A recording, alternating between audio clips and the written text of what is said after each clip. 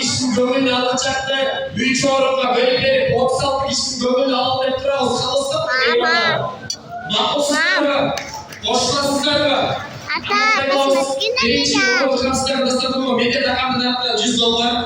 İkinci orada transfer dasar koyma 5 yıl son. Üçüncü orada transfer dasar koyma 3500 son eğleniriz. Aysun dasar koymanca opay toplamam cansı.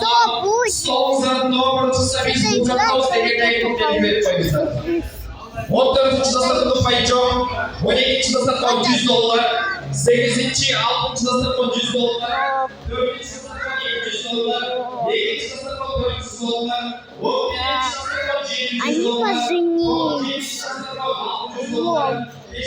dasar koyma $700. 3. dasar koyma Вот и я сама.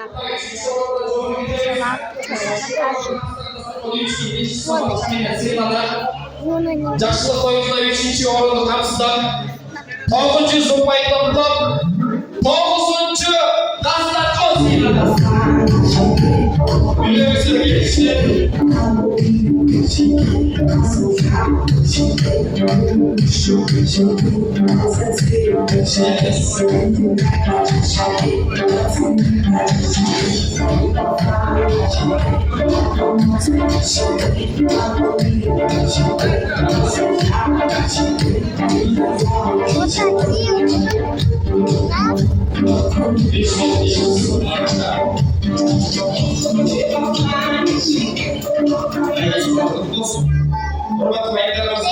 Самые вкусные конфеты. Жақсылық тойында 2-ші орынды қамсыздан 5-ші сола қабілет сыйлады.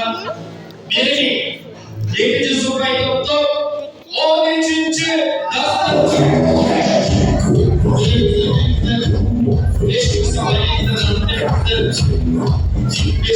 Всем пока!